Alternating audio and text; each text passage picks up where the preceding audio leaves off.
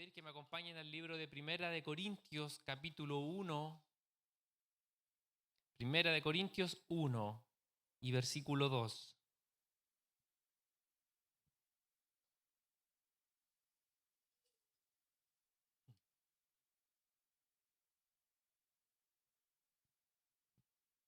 Bien, damos lectura entonces a la palabra que dice así: a la iglesia de Dios que está en Corinto, a los santificados en Cristo Jesús, llamados a ser santos con todos los que en cualquier lugar invocan el nombre de nuestro Señor Jesucristo, Señor de ellos y nuestro. Bien, vamos a leer hasta ahí, después vamos a leer algún otro versículo de esta misma parte. Eh, pero quisiera comenzar destacando lo que está hablando acá el apóstol Pablo, porque si bien dice, se está dirigiendo a la iglesia de Corinto, ¿verdad? Era una iglesia en un lugar específico que se llamaba Corinto, y él dice, esta carta está destinada a todos ustedes, los que están en esa iglesia de Corinto, los que han sido santificados en Cristo Jesús. Es una iglesia, no sé si alguien ha leído Corintios, y después se puede dar cuenta que hay algunas reprensiones de Pablo, ¿verdad? No sé si se acuerdan que hay algunas reprensiones, algunos malos usos de dones, etcétera. Cosas que no eran agradables delante de Dios, por lo tanto meritaban una amonestación de parte de Pablo. Sin embargo, cuando él se dirige a ellos, les dice a los santificados. Pero después los empieza a corregir, ¿verdad? Entonces, a los santificados en Cristo Jesús, y después dice, llamados a ser santos con todos los que en cualquier lugar invocan el nombre de nuestro Señor Jesucristo, incluidos nosotros, ¿verdad? Los que acá invocamos el nombre del Señor Jesucristo, ¿verdad? Él es nuestro Señor. Para nosotros Jesús es nuestro Señor. Jesús es el Señor.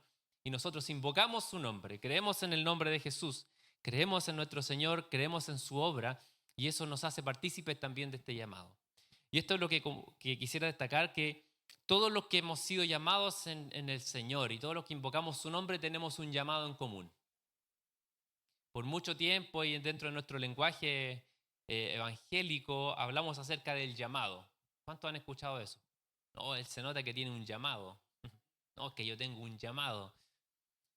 Es un término para referirnos a alguien que tiene alguna especie, ¿cierto?, como de ministerio o convocatoria de parte de Dios hacia participar en alguna función o en algún rol específico. Y es verdad y es válido y usamos ese término. Pero acá dice que hay un llamado para todos los que estaban en Corinto y también para todos los que invocan el nombre del Señor Jesucristo, y es el llamado a ser santos. Llamados a ser santos. Por mucho tiempo se habló también de que teníamos que descubrir cuál era nuestro llamado. Usted tiene que orar y preguntarle al Señor cuál es su llamado, hermano. Pero hay un llamado que todos tenemos. Hay una convocatoria, una invitación que cada uno de nosotros tiene que ser parte, y es el llamado a ser santos. Cada uno de nosotros. Y eso sigue siendo, como digo, hasta el día de hoy. No solamente el llamado tiene que ver con una labor ministerial o eclesiástica, sino que con un llamado a la santidad. ¿Qué significa ser santos? ¿Qué significa la palabra santos? Apartado, dicen por acá. La palabra santo, o la que se usó en el Antiguo Testamento, la palabra kadosh, significa justamente apartados o separados, cortados. Y fíjense que la definición, no sé si alguien sabe la definición de iglesia. Eclesía en el griego. Llamados afuera, apartados, congregados afuera. Hay una similitud en los dos términos, ¿verdad? Entre una persona que es santa, que es apartada, y alguien que es parte de lo que se llama iglesia, que significa llamados afuera. Sabemos que el Señor a nosotros nos ha escogido, nos ha dado este llamado de iglesia, y esto de alguna manera nos saca del sistema, no literalmente, seguimos participando de un sistema terrenal, hay que pagar impuestos, hay que trabajar, hay que vivir, hay que tener una vida, ¿verdad?, acá terrenal, resolver cosas, pero hay espiritualmente una consigna para todos los que han creído en el Señor Jesucristo y que son parte de la iglesia, y es que son llamados afuera, aparte, y no pertenecemos a este mundo. Vivimos en este mundo, pero no somos parte de este mundo, nos dice la palabra, ¿verdad? ¿Qué significa eso? Que el Señor nos ha separado, nos ha escogido para, aunque vivamos en este mundo, tengamos una vida que no corresponde a la normativa espiritual que gobierna este mundo. Sabemos que el mundo es gobernado por el maligno, sabemos que el enemigo ha tomado control en todo ámbito de todo lo que vemos, la violencia, la maldad, la impureza, la corrupción, pero nosotros, hermanos, hemos sido llamados por el Señor a no ser parte de ese mismo sistema. Y eso es maravilloso. Y eso es ser santos. Por lo tanto, la iglesia del Señor es una iglesia apartada, diferente del mundo. Mire lo que dice en el Levítico, lo voy a leer textual, Levítico 20:26. Habéis pues de serme santos, porque yo Jehová soy santo, y los he apartado de los pueblos para que seáis míos. Ustedes son santos porque yo soy santo, para que se aparten de los otros pueblos, para que sean míos. O sea, la santidad tiene que ver con un proceso donde el Señor, en su naturaleza hermosa de santidad, toma a su pueblo, ¿verdad? Y les da los estatutos, les da la ley, les da una normativa y le dicen, caminen en estos estatutos y esto va a hacer que ustedes sean diferentes a los otros pueblos. Miren lo que dice en Deuteronomio 4, el 5 y el 6. Yo les he enseñado estatutos y decretos como Jehová mi Dios me mandó, para que hagáis así en medio de la tierra en la cual entráis para tomar posesión de ella. Estatutos y decretos. Guárdenlos, pónganlos por obra, porque esta es vuestra sabiduría y vuestra inteligencia. O sea, esos estatutos eran su sabiduría y su inteligencia ante los ojos de los pueblos, los cuales oirán todos estos estatutos y dirán, ciertamente pueblo sabio y entendido, nación grande es esta. Entonces el Señor llama a su pueblo y parte del propósito de entregarle una ley y estatutos es que se generó una diferencia entre el pueblo escogido de Dios y el pueblo que no era escogido y los otros pueblos que estaban alrededor. ¿Sí? Es decir, por guardar los estatutos, por guardar esa ley que el Señor les entregó en el antiguo pacto, inmediatamente se marcó una diferencia. El Señor los apartó. ¿Y cómo los apartó? A través de estatutos y decretos que Jehová les ordenó. Por eso era súper importante la ley para el pueblo judío, porque era algo que Dios les entregó a ellos para cumplir. Y dice que los otros pueblos, cuando vean esos estatutos, dirán, oh, qué sabios y qué entendidos. Es decir, que los estatutos y la forma de vida que tenía el pueblo judío en relación a los otros pueblos en ese contexto, en ese momento, era muy diferente. Comenzando porque ellos eran monoteístas, tenían un solo Dios. A un solo Dios ellos servían, en cambio el resto de pueblo servía a muchos dioses. Por lo tanto, eso ya marcaba una diferencia. Pero además los estatutos, la normativa y todo lo legal que ellos tenían que cumplir los segregaba y los hacía ver un pueblo que ante los demás marcaba una diferencia. En otras palabras, la santidad, el guardarse para Dios, genera sí o sí una diferencia con aquellos que no son santos. Somos apartados en primer lugar, separados, pero además la santidad, el fruto de la santidad genera sí o sí una diferencia. No podemos nosotros, hermanos, vivir una vida de santidad sin que eso genere una diferencia en nuestra vida. No puede usted llegar a Cristo, acercarse al Señor, acercarse a este Jesucristo santo que nos llamó a ser santos y que nuestra vida siga igual. Es imposible porque santo significa apartado, significa segregado, significa separado. Yo estoy haciendo una alusión obviamente al Antiguo Testamento, a la ley que se le fue dada, pero el Señor sigue siendo el mismo Dios santo y sus estatutos, dice la palabra, ¿cierto? En Jeremías y en Ezequiel, que ahora esos estatutos fueron impresos en nuestro corazón, ya no en una tabla, ¿cierto? Ya no en una piedra, sino que ahora en nuestro corazón tiene la ley santa del Señor. No es la misma ley de Moisés, sabemos que eso, ¿cierto? El Señor ya lo cumplió, pero sin embargo, su santidad, su pureza, el Dios eterno, puro y santo, 3 veces santo, es el mismo de ayer, hoy y por los siglos, es decir, su santidad, su criterio de lo puro sigue siendo lo mismo. Ya no está basado en una normativa, ya no está basado en un estatuto legal como se le entregó escrito a Moisés, sino que ahora en nuestros corazones mora el Espíritu Santo de Dios. Él viene a ser morada, ¿cierto?, en nuestro corazón y somos morada de Dios en el Espíritu. Por lo tanto, hermanos, la santidad es un fruto que se va a manifestar una vez que nosotros somos llamados y escogidos por Él. La santidad es la naturaleza de Dios. Y cuando estamos en esta naturaleza, sí o sí, como decía yo, existe una diferencia. Si seguimos leyendo acá en 1 Corintios capítulo 1, leímos hasta el versículo 2. Leamos desde el versículo 4 en adelante. Gracias doy a mi Dios siempre por vosotros, por la gracia de Dios que os fue dada en Cristo Jesús. Porque en todas las cosas fuisteis enriquecidos en Él, en palabra, en ciencia, así como el testimonio acerca de Cristo ha sido confirmado en vosotros.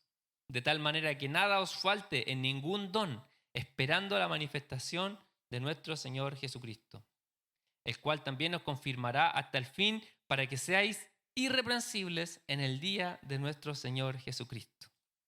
Fiel es Dios, por el cual fuisteis llamados a la comunión con su Hijo Jesucristo, nuestro Señor. Entonces, ahí el versículo 4 dice, le doy gracias al Señor por la gracia que ha sido derramada por ustedes y porque no le falta ningún don, ciencia, palabra, que abunden en estas cosas.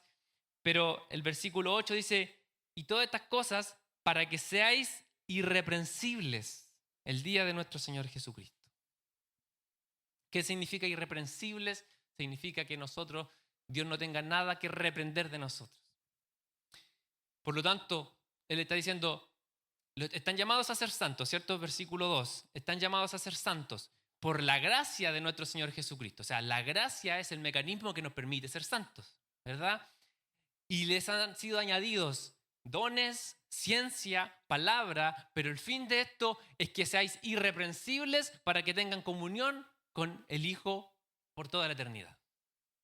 ¿Cuál es el fin nuestro? ¿Cuál es la finalidad nuestra? ¿Vivir para siempre? Sí, puede ser, pero en realidad ¿para qué vivimos para siempre? Para tener comunión con Dios. Ese es nuestro destino, es el destino de nuestro ser, es que volvamos a tener comunión con Dios por toda la eternidad. ¿Para qué queremos irnos a un cielo o a un reino sin el Rey? ¿De qué nos sirve? Fuimos llamados, ¿verdad?, para que nuestra vida tenga comunión con el Hijo. Entonces está diciendo, y si me salto del versículo 2 al versículo 9, están llamados a ser santos para que puedan tener para siempre una comunión con el Dios que es santo.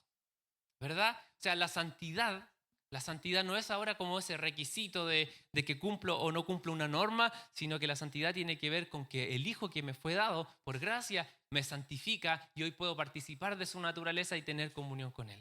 ¿Verdad? Vamos a ir al libro de Romanos. Está un libro antes de Corintios. Romanos capítulo 6.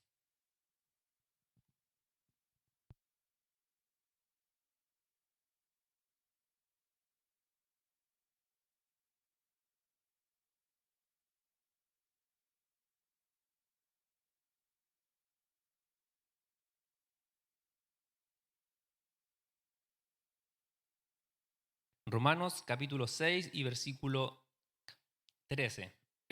Leamos el versículo 12.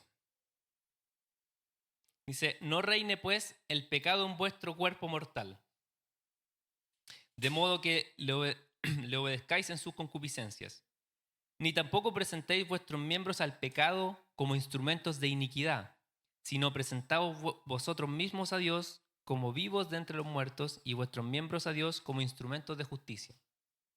Porque el pecado no se enseñoreará de vosotros, pues no estáis bajo la ley, sino bajo la gracia.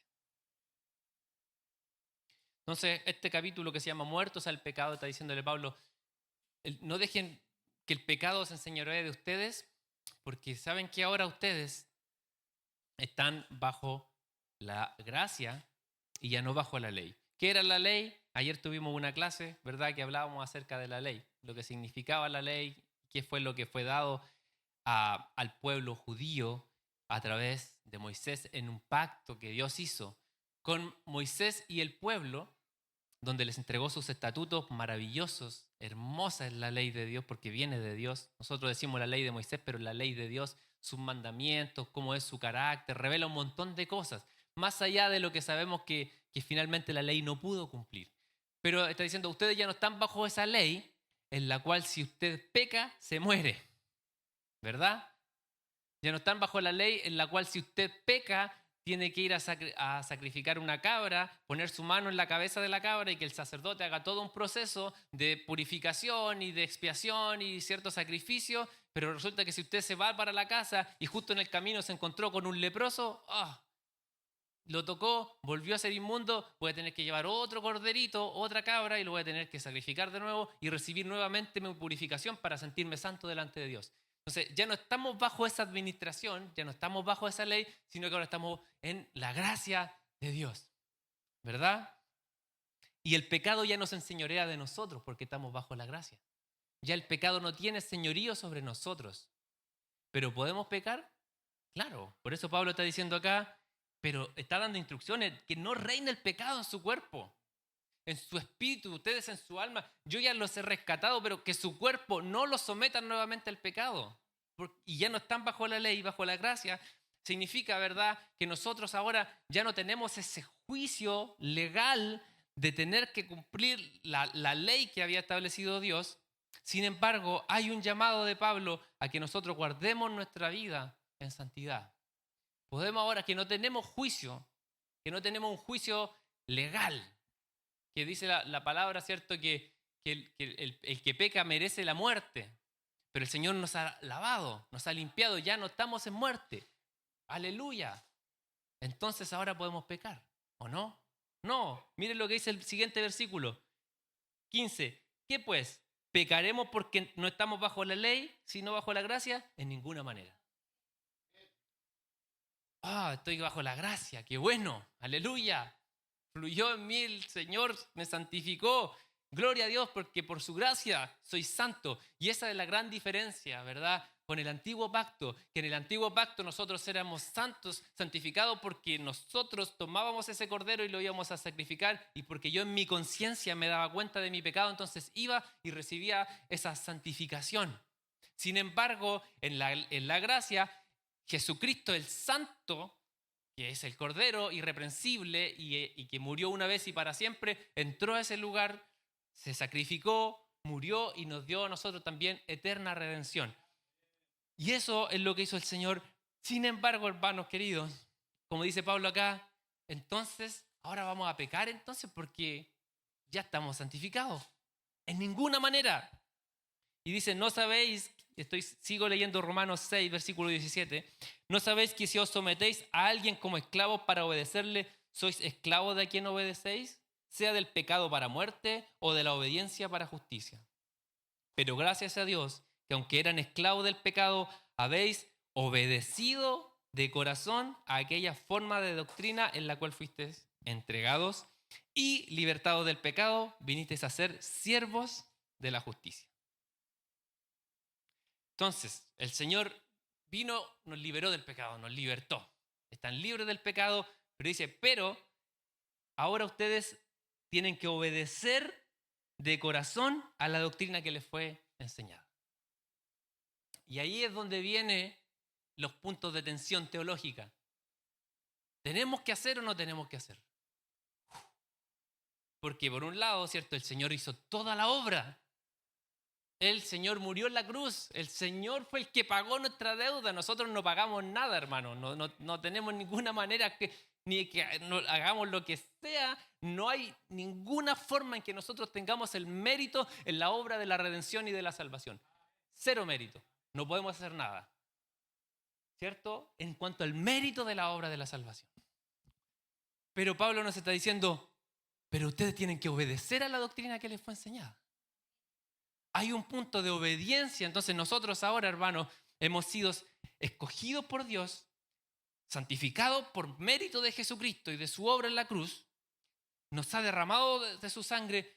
Pero, hermanos queridos, ahora nosotros, el Señor nos dice, obedezcan a esta doctrina que les fue enseñada. ¿Qué doctrina? Que por gracia eres salvo. Que vivas en esta realidad. Que vivas en esta realidad, que obedezcas a las escrituras. Porque pareciera que ahora como ya no estamos bajo la ley, entonces ya no hay nada que me gobierne. Y eso es el punto de tensión teológica clásico. Entonces ya no nos gobierna nada. Nos gobierna el Rey de Gloria que está aquí en la Escritura, el Señor. Obedecemos ¿a qué? A esto, mire, a lo mismo, a la doctrina que fueron nosotros enseñados. Y una vez que obedezcamos, versículo 18, entonces libertados del pecado y sean siervos de la justicia. Somos siervos, hermanos, de la justicia. Antes éramos siervos del pecado. Pablo está diciendo, el que obedece a alguien se hace esclavo de él. Entonces el que le obedece al pecado, a su cuerpo mortal, se hace esclavo del pecado y por lo tanto de la muerte. Pero ustedes obedezcan a la doctrina que les estoy enseñando y entonces van a ser esclavos de la justicia.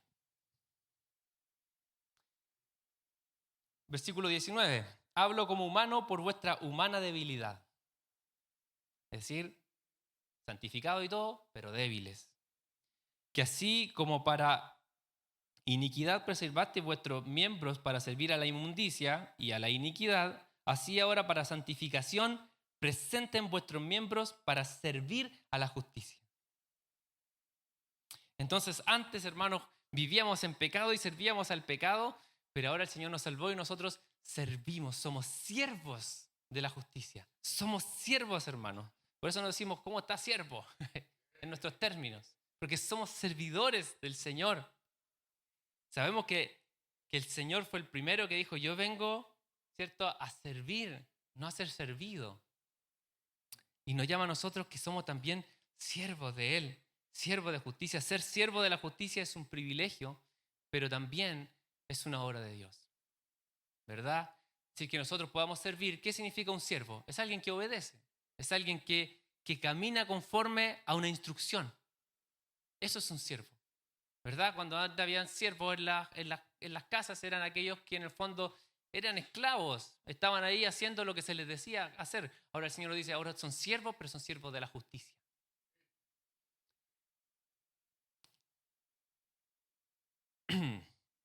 Dice el versículo 20, porque cuando erais esclavos del pecado erais libres acerca de la justicia. Pero, ¿qué fruto teníais de aquellas cosas de las cuales ahora os avergonzáis? Porque el fin de ellas es muerte.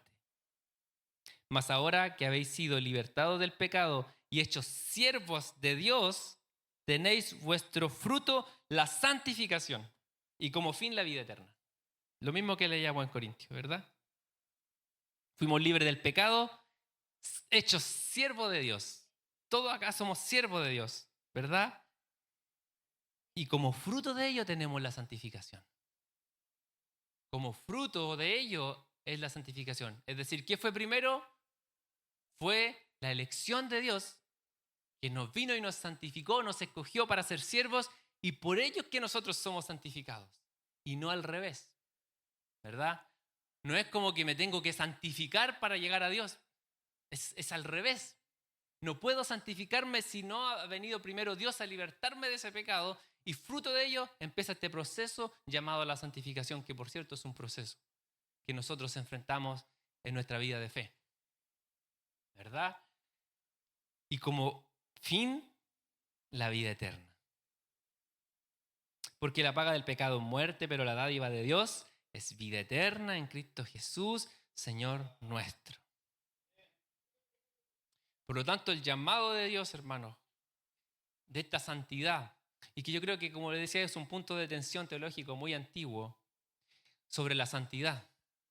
Porque si yo me dispongo a leer toda la Biblia y a obedecer todo lo que dice la Biblia, porque quiero ser una persona recta, correcta, perfecta y santa, no voy a lograr santificación.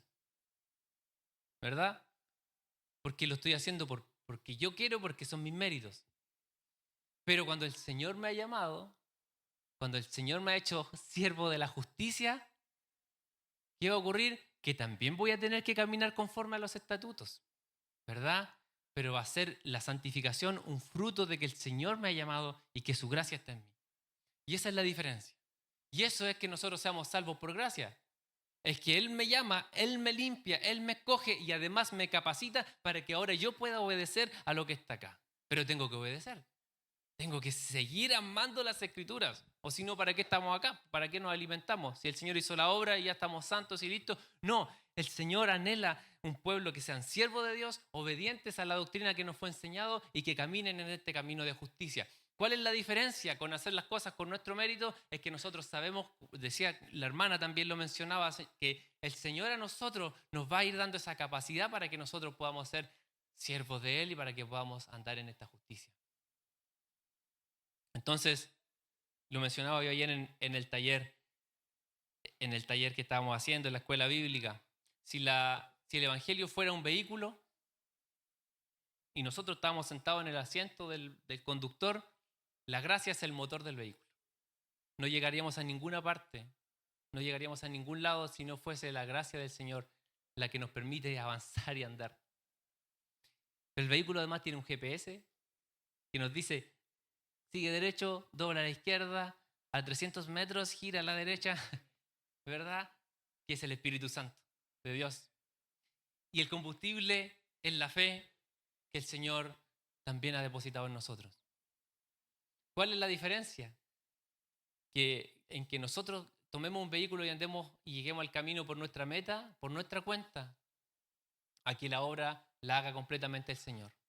Entonces, cuando nosotros nos damos cuenta de que la gracia del Señor está en nosotros y en nuestro corazón, nos vamos a dar cuenta que todo el mérito, hermano, de la salvación y de llegar a la vida eterna fue la obra de nuestro Señor Jesucristo.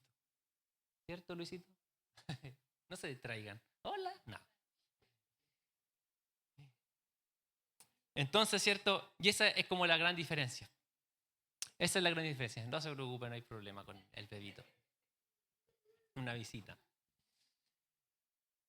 Esa es la gran diferencia, ¿verdad? El mérito. El mérito. Y es lo que hoy día se habla de la meritocracia, ¿verdad? De alcanzar las cosas por el mérito de, vamos a poner acá en autoridad a las personas que se lo ganen, que tengan título, que tengan experiencia, que tenga esto, por lo tanto, merece un puesto. En cambio nosotros, hermanos, aunque cumplamos todo esto, si no fue su gracia la que nos llamó, no podemos alcanzar salvación. Pero en todo caso tenemos que obedecer y ser siervos de Dios.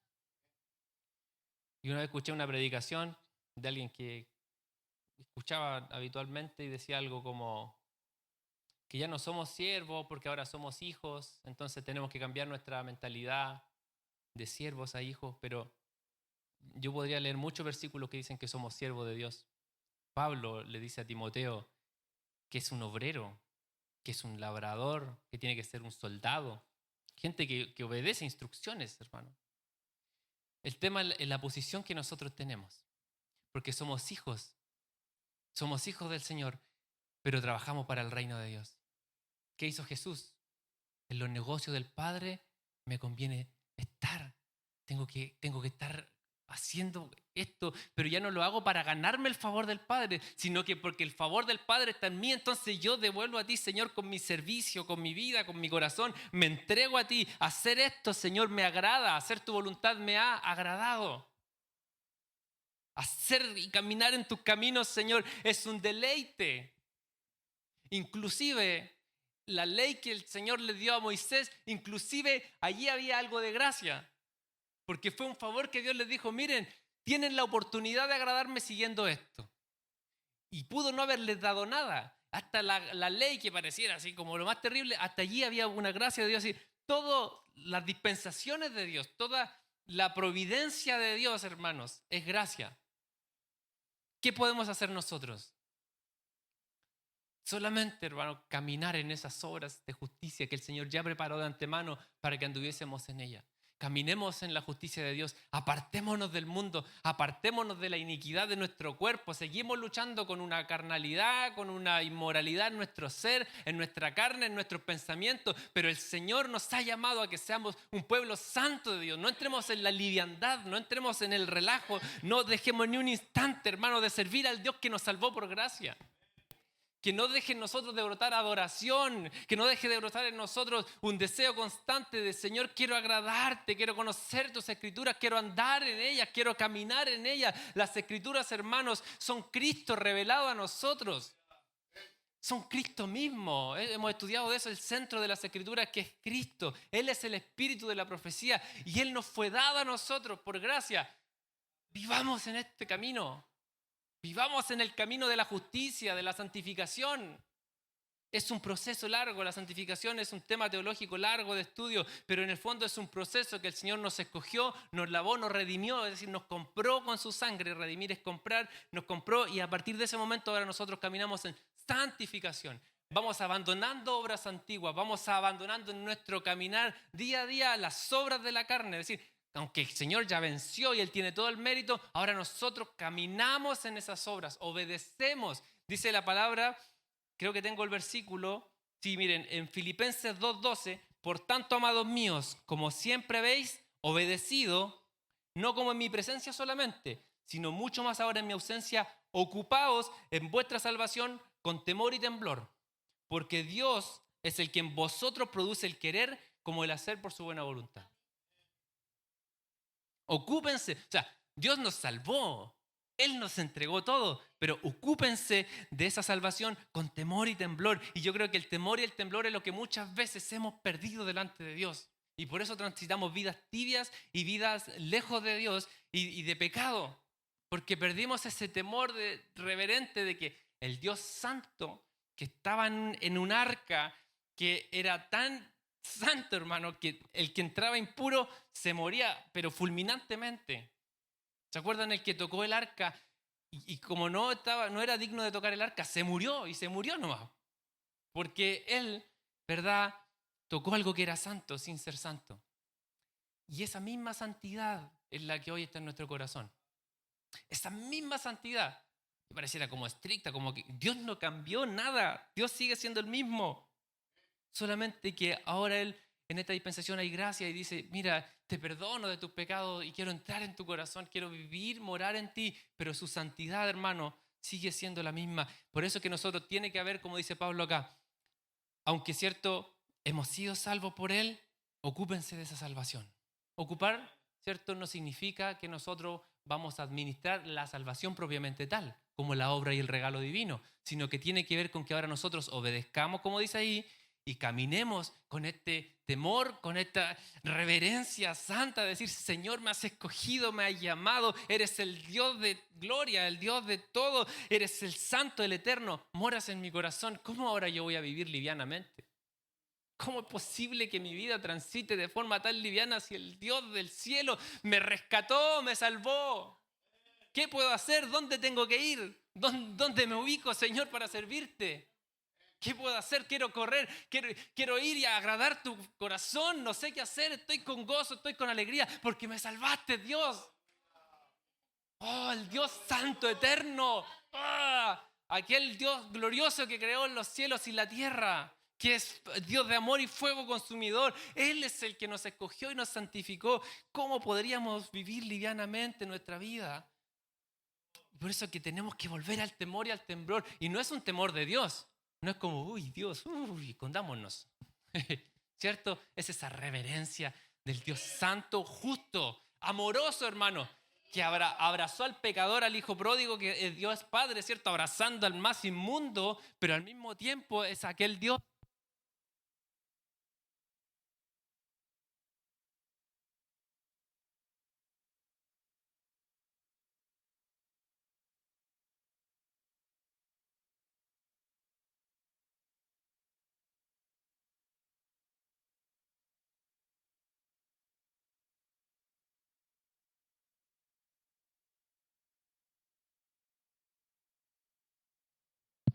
Sí.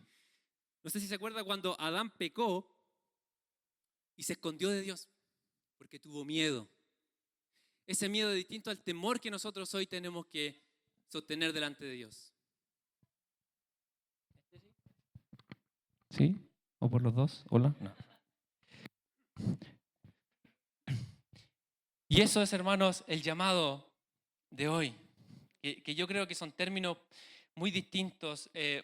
el miedo a que Dios me va a hacer algo o que voy a hacer, que Dios no me vea. Ayer alguien mencionaba, ¿verdad?, de que invitaban a alguien a la iglesia y decían, no, yo voy a ir a la iglesia y ¿qué me van a hacer la cruz con todas las cosas que he hecho? Y no, no puede haber miedo para acercarse a Dios en ese sentido, porque Dios es un Dios de amor, porque Dios es un Dios perdonador, porque Él nos salvó por gracia, porque hay gracia derramada en Él. Pero una vez que Él nos salva, es inevitable que seamos apartados y segregados y que caminemos en obras de justicia. Tiene que haber en nosotros. Por eso tanto, o sea, lea usted Romanos, lea como Pablo lucha contra las obras de su carne, y no es que él está luchando por el mérito de la salvación, él está luchando porque quiere agradar a aquel que lo salvó y que lo rescató, es porque quiere vivir en los caminos de justicia, en los caminos de integridad, es porque aborreció el pecado, porque dice el Señor, tú aborreces el pecado, yo también aborrezco el pecado, mi vida la voy a rendir a ti y volver a esas sendas antiguas de temor, a esas sendas de reverencia, esas sendas de decir, Señor, tú estás en mi corazón. Ya no tenemos esa reverencia, ¿cierto?, antigua, religiosa, sino que es ese corazón contrito y humillado ante aquel Dios santo y eterno. Miren, Mateo 10:37, Jesús textualmente, el que ama a padre o a madre más que a mí, no es digno de mí. El que ama a hijo o hija más que a mí, no es digno de mí. Dignidad delante del Señor. Amar, imagínense, Jesús lo dice, el que ama más a su papá o a su mamá o a su hijo o a su hija más que a mí, no es digno de mí. Oh. Y eso, hermano, obviamente está en un sentido de que si alguien va, por ejemplo, a elegir a su familia en vez de las obras de la salvación. No está hablando así como nosotros, no sé, pues podemos decir, no, hermano, es que tengo el cumpleaños de mi hija, entonces no puedo ir. Ah, hermano, bueno, usted verá si ama más al Señor o a su hija. No es ese contexto, ¿verdad? Está hablando acerca de que qué pasa si yo por agradar a mi familia, a mi papá o a mi mamá o a mi hijo o a mi hija, entonces me aparto de los caminos del Señor. No sigo al Señor porque tengo miedo de lo que me digan, porque tengo temor de que alguien me juzgue, porque servir a Dios me va a generar un conflicto con mi familia, entonces mejor me voy con mi familia. Ese es el contexto en el que lo está diciendo, en el fondo de que podamos seguir el camino de la justicia, ¿cierto? O nuestro propio camino por temor a lo que nos van a decir.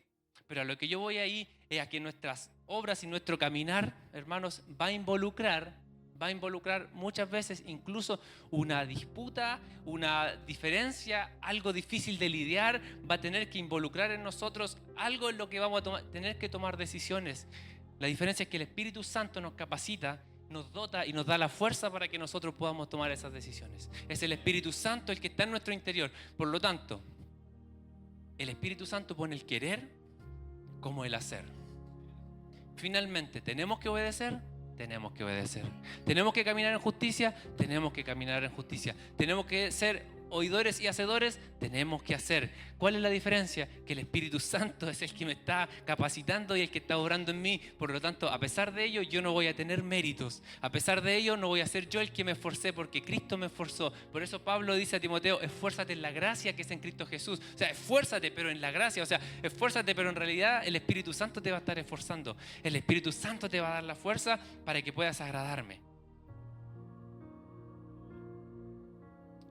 Lucas 8:10 dice, enderezándose Jesús y no viendo a nadie, sino a la mujer, le dijo, mujer, ¿dónde están los que te acusaban? ¿Ninguno te condenó? Y ella dijo, ninguno, Señor. Entonces Jesús le dijo, ni yo te condeno, pero vete y no peques más. ¿Verdad? Entonces el Señor, que legalmente los que estaban ahí apedreando a la mujer tenían el atributo legal para poder hacerlo. Pero el Señor acá nos demuestra que Él vino a cambiar las condiciones del juego, ¿sí? Que Él vino a cumplir la ley, pero a pesar de ello, Él le dice, yo no te condeno. ¿Te sientes pecadora, mujer, porque te encontraron en el acto de pecado? Mereces ser apedreada. Mereces que te apedreen, sin embargo, no te condeno. Y esa es la gracia del Señor. Que Él no nos condena cuando merecíamos condenación. Esa es la gracia. No es que el Señor llegó y sacó el pecado nomás, sino que Él decide perdonarnos, no condenarnos. Pero después dice, vete y no peques más.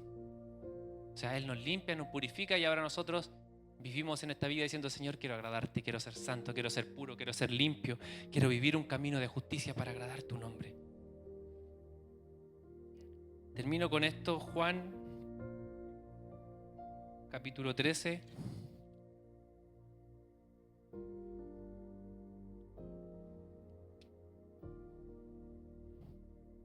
Juan 13, 5.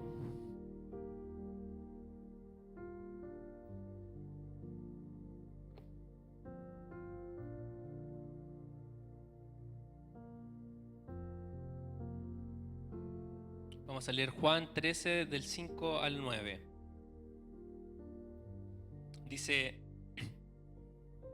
luego puso agua en un lebrillo y comenzó a lavar los pies de los discípulos y a enjuagarlos con la toalla con que estaba ceñido. Ese era Jesús. Entonces vino a Simón Pedro y Pedro le dijo, Señor, ¿tú me lavas los pies?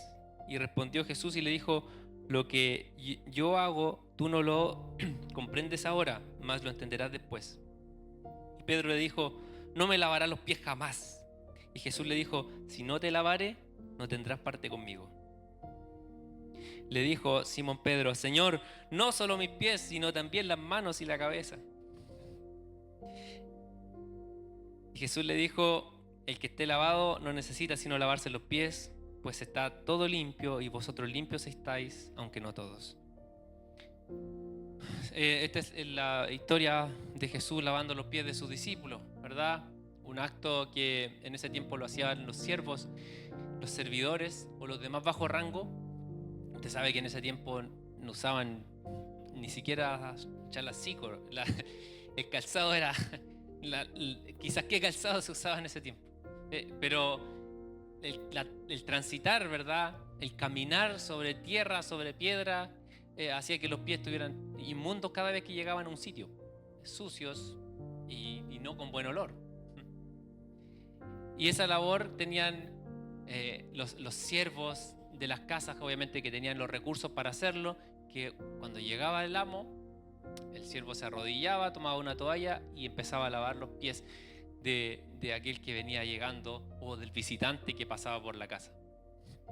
Entonces, por eso es que Pedro le dice, Señor, tú no me puedes lavar los pies a mí, o sea, tú lo que estás haciendo, eso tú sabes que lo hacen los siervos, y Juan el Bautista te dijo que no era digno de desatar tus sandalias, y yo tampoco, y tú me vas a lavar los pies a mí, nunca, nunca. Y el Señor le dice, si yo no te lavo, no vas a tener parte, comunión conmigo. Y Pedro le dice, lávame completo, lávame las manos, lávame la cabeza. Señor, aquí estoy. Se aprovechó de la situación, quería más allá, Pedrito siempre.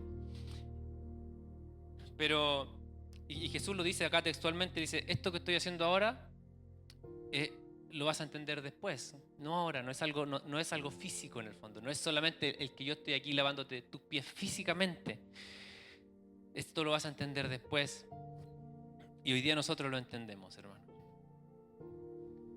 que hemos sido lavados y purificados por el Señor. Ese proceso de lavar los pies es el proceso de la santificación, porque dice, ustedes ya están limpios, nosotros ya hemos sido limpios por el Señor, ¿verdad? Hemos sido lavados, hemos sido perdonados, hemos sido redimidos, pero en el andar y en el transitar de la vida seguimos ensuciando nuestros pies. Seguimos de pronto teniendo un mal pensamiento, seguimos de pronto actuando como no debiésemos, seguimos actuando de acuerdo a nuestra concupiscencia y a nuestra carne. Caminamos, ¿cierto? Ya limpios por Él, ya limpios, completos, pero el andar y el rodar a veces vuelve a ensuciar nuestros pies y vuelven a estar igual de feos que antes. Pero el Señor, hermano, hace esta obra maravillosa en la cual Él se humilla.